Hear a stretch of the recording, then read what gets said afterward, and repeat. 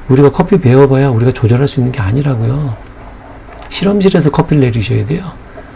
예. 그게 원인이 될 수도 있지만 여러분이 원하는 결과가 안 나오는 직접적인 영향이 절대 될 수 없어요. 99% 이상은.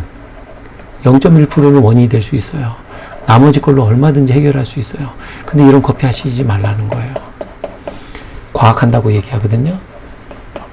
잘못된 건 아니지만 직접적인 원인이 되진 않아요.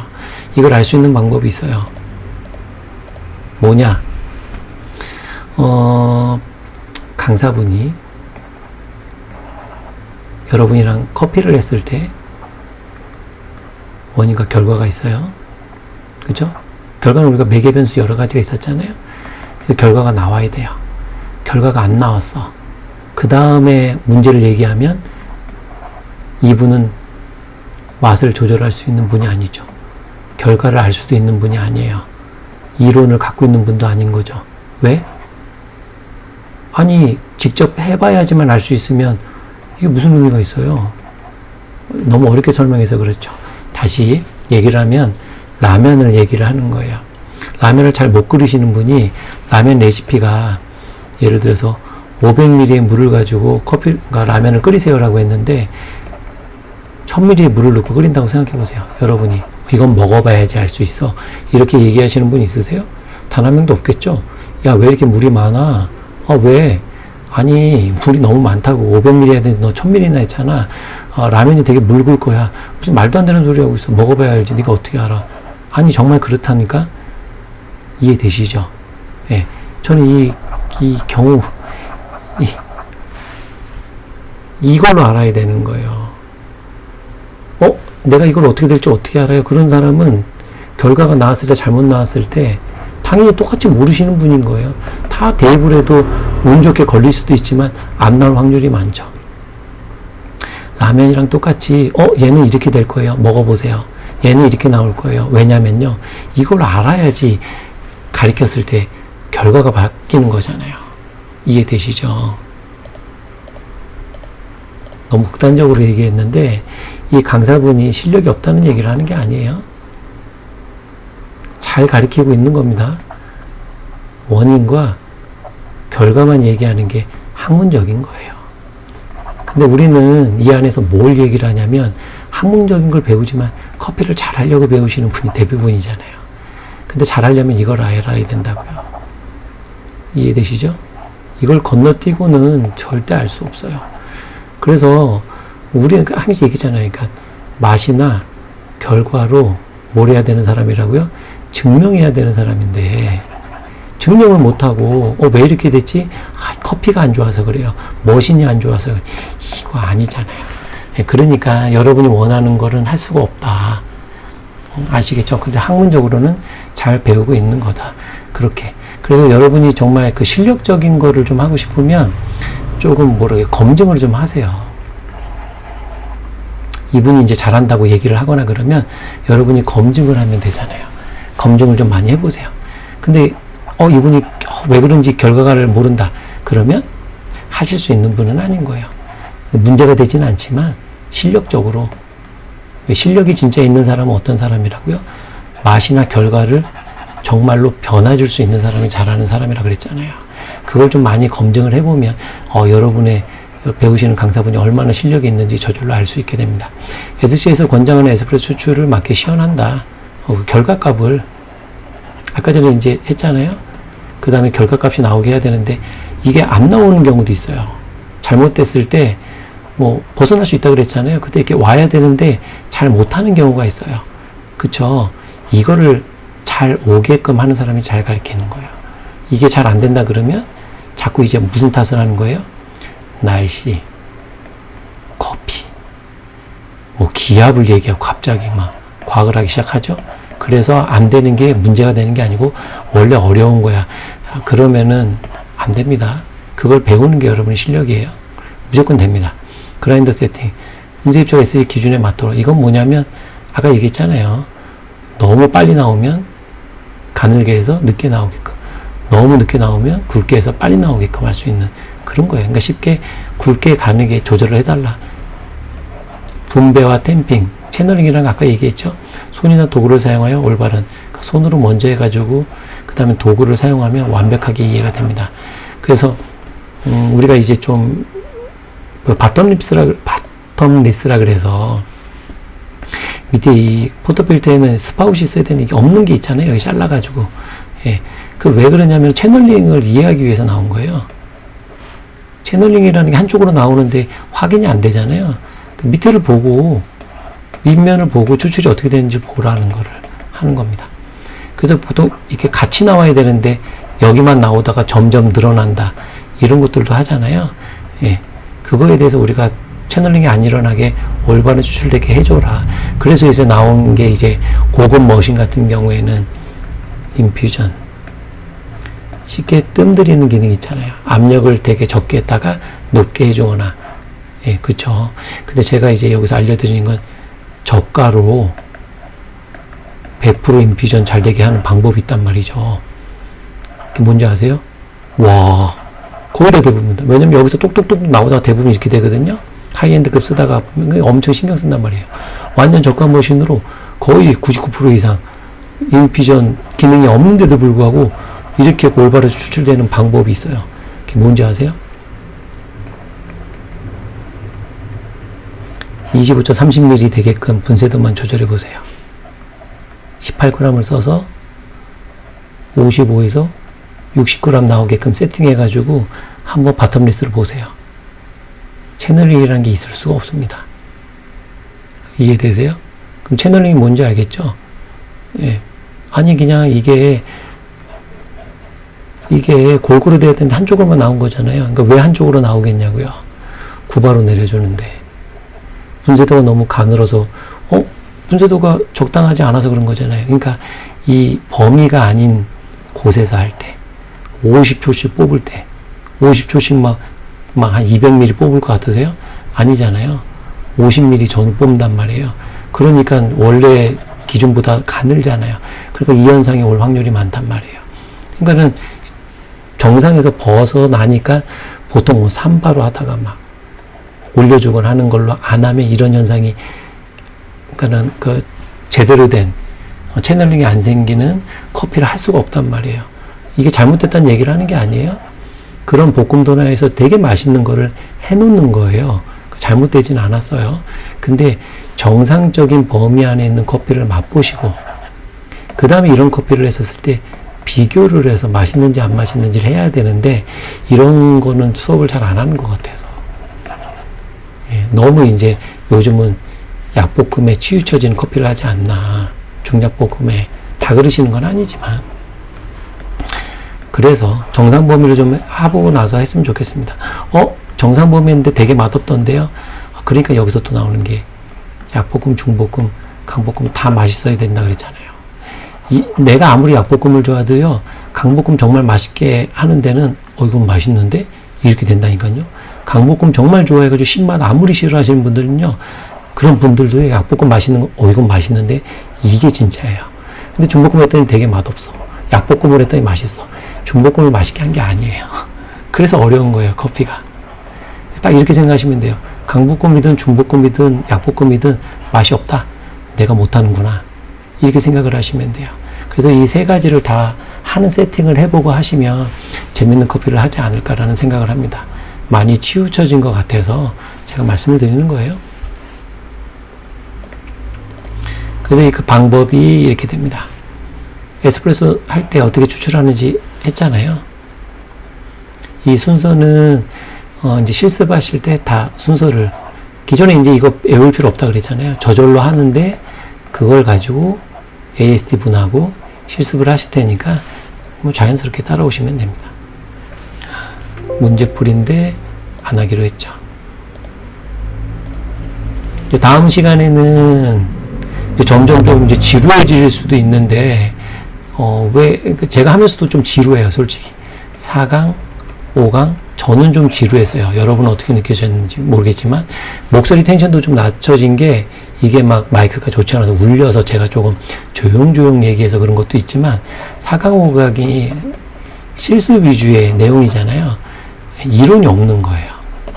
그러니까 이게 재미가 없어요. 이론이 있는 거면 막 이론하면서 재밌는데 실습 위주를 가지고 설명을 해야 되니까 이론적으로 할 게 없어서 하면서 막 이걸 알려줘야지 재밌는데, 그래서 좀 재미는 없지만 극복해 나가자고요. 왜? 그 실습은 강사님께서 하시면서 재밌게, 그러니까 이걸 실습을 안 하고 하면 재미없지만 실습을 하고 이거를 보시면 아, 그 내용이 이걸 얘기했구나, 아니면 이걸 가지고 실습을 할 때 질문하시면 재밌는 커피를 할 수 있으니까. 아시겠죠? 궁금한 거 있으면 또 질문 남겨주세요. 다음 시간에는 추출과 브루잉에 대해서 하도록 하겠습니다. 감사합니다.